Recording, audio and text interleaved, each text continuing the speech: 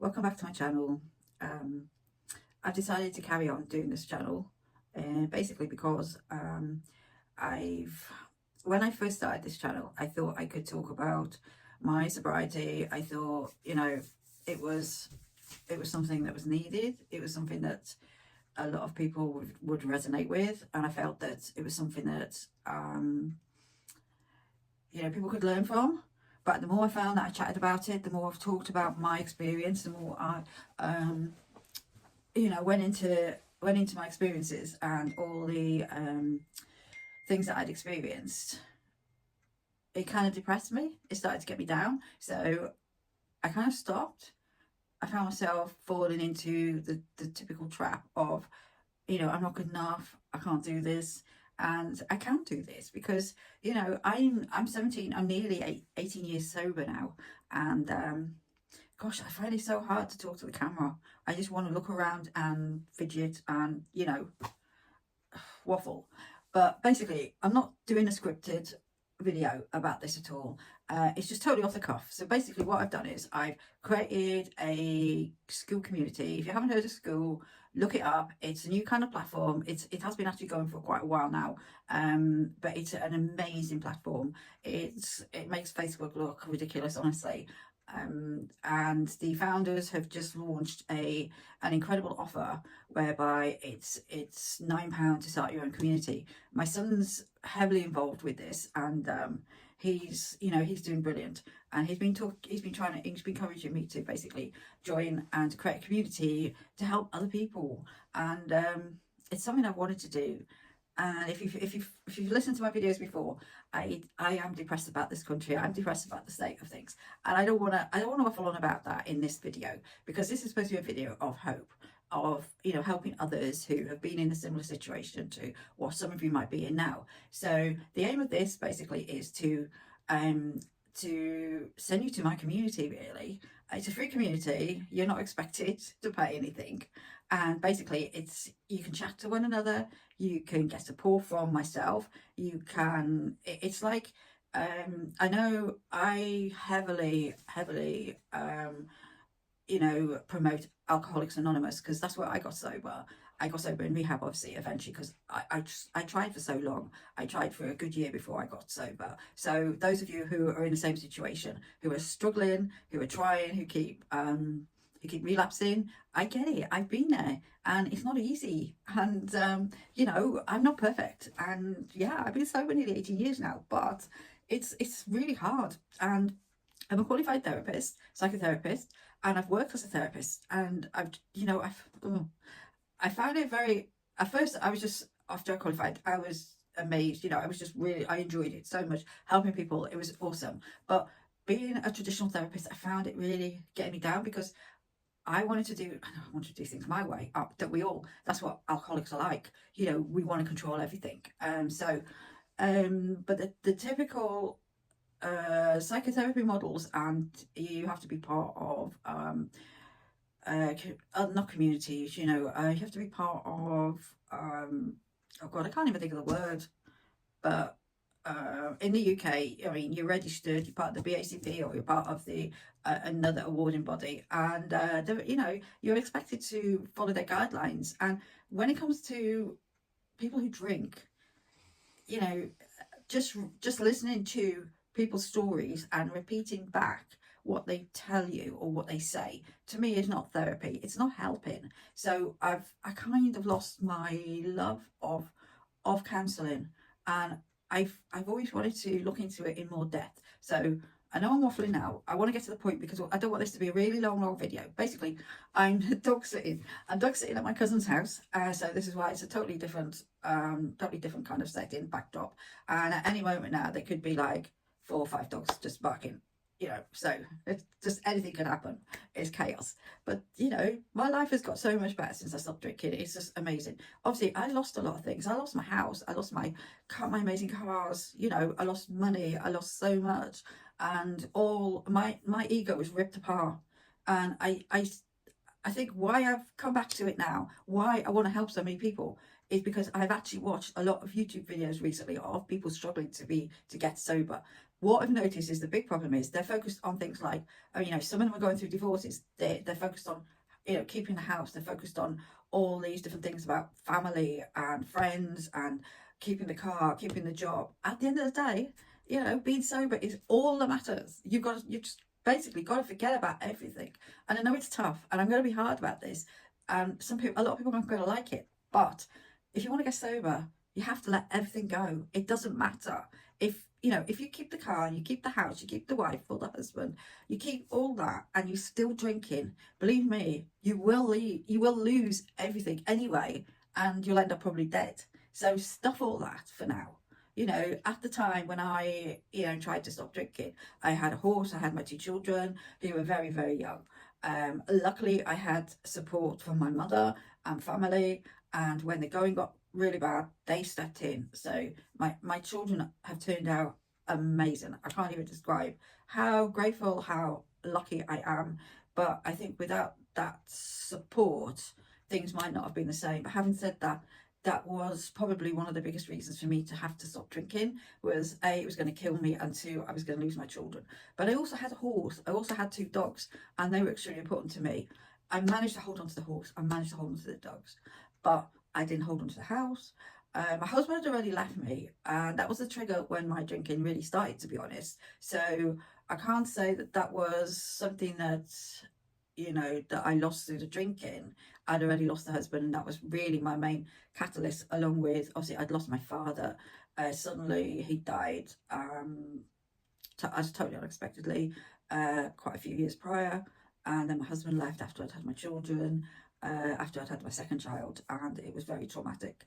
And, you know, it doesn't matter now. It doesn't matter. All that doesn't matter. Life happens to everybody. We all have different triggers. We all have different reasons. I actually believe that it's genetic as well. I mean, my uncle died. He was only 59. He died a year after I got sober. So my cousin died, not through alcoholism. He died in a motorbike crash, and that was when my uncle really went downhill and gave up all hope of life, basically, and just started drinking. And well, he didn't start drinking. He was already, I think, an alcoholic, but he just literally, he lost his job, he lost everything, and all he did was drink. And he died from his liver and everything. It was very traumatizing.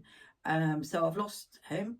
I've lost friends I say that I made in Alcoholics Anonymous, because I did, when I needed to stop drinking, when I reached out to AA at first, and I started going, and I will, in a few videos, maybe long, I will start to explain how I tried to stop drinking, and all the little stories I told myself, all the little tricks as alcoholics use and say when we're trying to stop drinking and we keep relapsing. Because I wasn't one of these people that went into, I want to stop drinking, I go into AA. I didn't stop drinking straight away. I tried to, and probably a month was the longest I could stop, but it was hell. It was really hell. And it wasn't easy. So this is the reason I believe that I need to now, you know, share my stories and offer support, and I'm qualified to do that. I'm qualified, obviously. I've got a paper qualification, which doesn't mean a lot when you're an alcoholic. I've got a degree in counselling. I've got, you know, all the paperwork, but I've also got the lived experience, and I think that is what is the most important thing of all. You know, the papers don't mean anything, but the lived experience is everything. And I can honestly say that probably my story is quite typical. I actually ended up in rehab. And when I say typical, because I ended up in rehab because I was at the end of the road. And I think if I'd have carried on much longer, I would have been dead. But I ended up in rehab. And I remember that the therapist in there said that, you know, I think there was 34 of us in that group. And they actually stated that in 10 years' time, there would only be two of us in that group that would be sober and alive. And yeah, in 10 years' time, there was only two of us sober and alive, me and another guy. So, you know, the statistics don't lie. Drinking is one of the most worst addictions you can have. You know, drugs are bad, but alcohol is so widely available, and it's so much socially acceptable. You know, it's almost like you're weird if you don't drink. But having said that, now I don't drink, and now I don't want to drink. You know, I see so many other people that don't drink. I mean, I've got back. I mean, I did get into fitness when I was younger. in sobriety. I started doing triathlons, I did a marathon, I did that sort of thing, and it was amazing.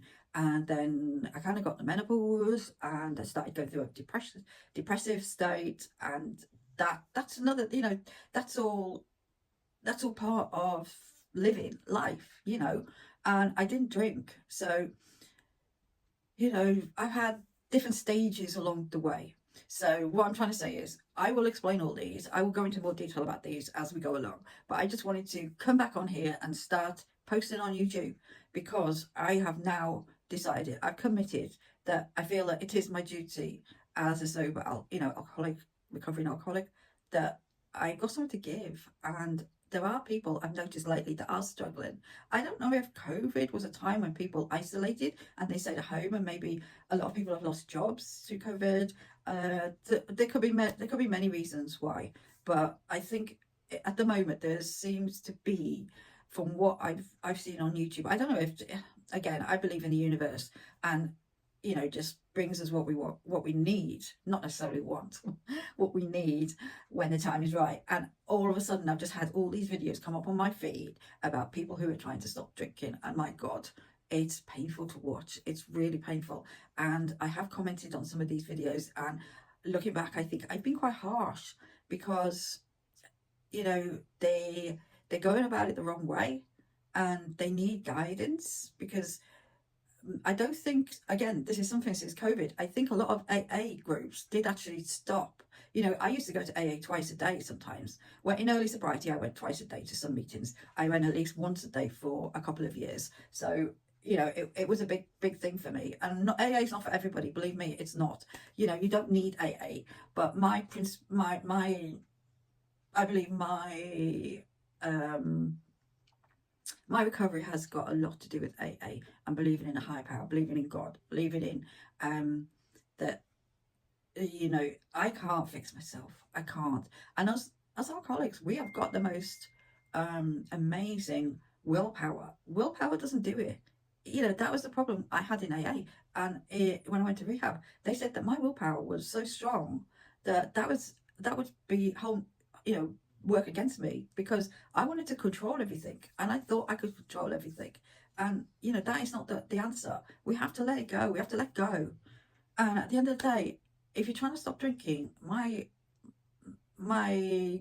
first thing I would say is, just don't drink for today. Okay, just get through today, just one day at a time. That's all it takes. And those days can build up. And if you can't even manage a day, to go by the hour. Don't drink for an hour. It sounds ridiculous, but literally just 1 hour at a time. Focus on doing something else positive. Even if it's walking the dog, going for a walk in the country. Oh my God, why I'm filming on my phone, and I'm getting hundreds of messages coming through. God knows what they're about. Anyway, I'm not bothered.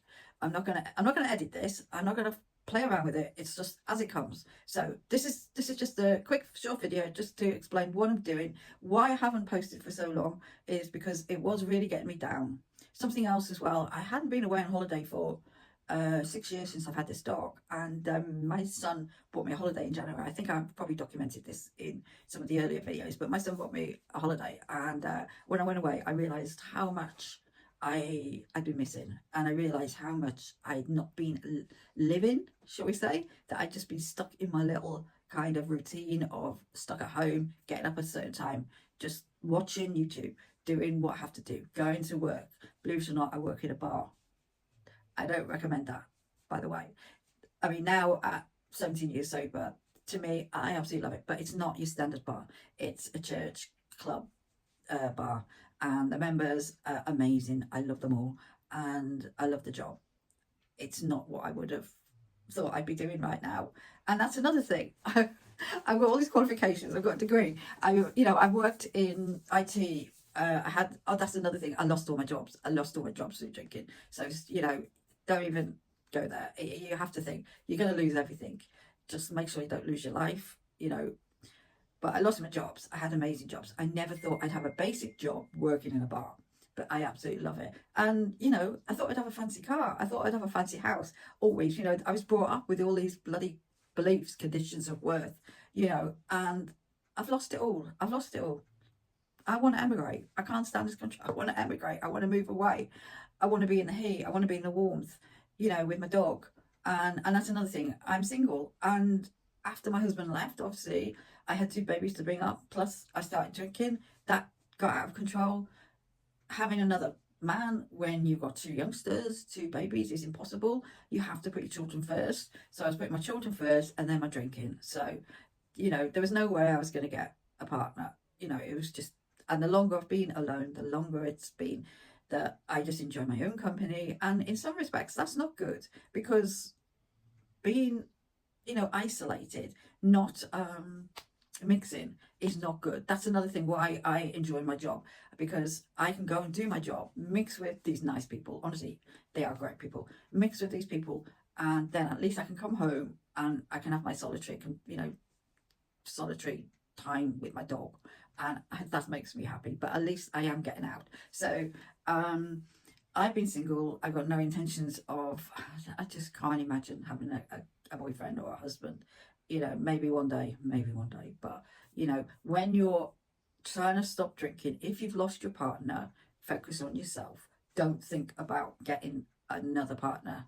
That's another thing. If you are looking for support, if you're in AA, make sure if you get a sponsor, get the same sex sponsor. If you're a male, don't get a female sponsor, because you're vulnerable. You're very vulnerable, and boundaries get very confused. Honestly, people who appear to be caring for you, you can mistake that. Especially when you're feeling lonely. You're lonely and you're anxious and you're love deprived. It's very easy to latch on to other people. You need to make your sobriety journey yours. You need support. You need people around you. But just don't get, in AA, they say, don't get involved in another relationship. It's not a good thing. Two alcoholics together, and do not mix. Okay, so that's another bit of advice. I know I'm going off on one, but I'm just trying to just do a quick, I say a short video. What am I on? 21 minutes now. But yeah, a short video to say that I am coming back. I am back. I've created a school community. It's called 9 Lives Sobriety. It's on the school platform. There is a link in my YouTube. If you look below on my YouTube bio, there is a link to my community. It's completely free. The app, you can download the app, the school, as in SKOOL. You can download the app, or I think if you just click on the link, I think you'll get directed straight into school, and then you can just join it, and I'll accept you as a member. So it's just a place. I just want to create a safe place for people to come together, support one another.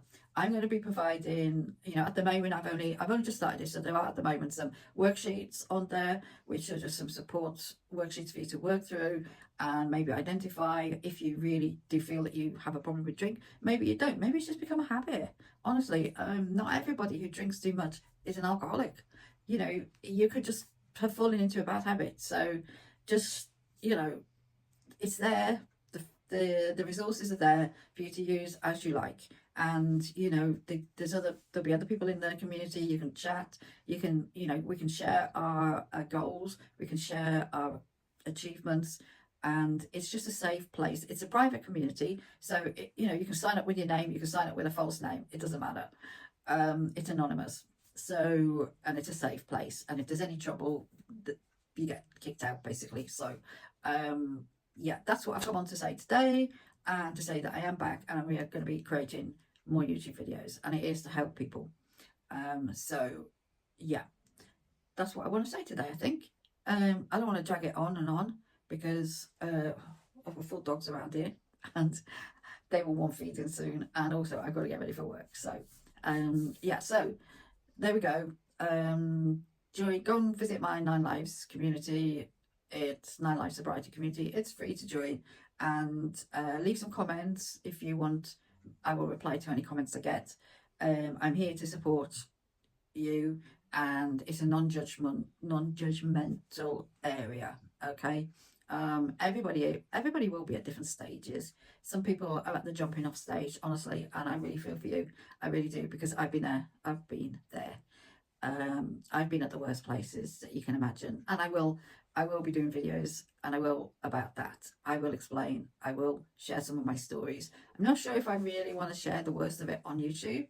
I may only share them in my community, because there's family, there's friends, that don't really want to remember that time. And to be honest, at times I don't really want to remember that time. I'll be honest, I'm ashamed. Some bad things happened, but that's the life of an alcoholic, and I truly am one. Obviously recovering, but I've always got to watch my back. Always, it's always there. But there is hope. There is hope, and I tell you what, life is just amazing afterwards. It is. It's not perfect. I haven't got that car back. I haven't got that house back. I live in a shed. It's just horrible, But it's 100 times better than waking up every morning needing, and oh God, the things I used to have to do to get the alcohol, to survive. It was, if I could put that much effort into doing something now that I could put into drinking, honestly, and I bet that's the same with a lot of people, we are extremely resourceful people when it comes to getting what we need when we're drinking. So anyway, I wish you luck. Leave a comment, like and subscribe as usual, and take care, and see you all soon. Okay, thank you for listening. Bye.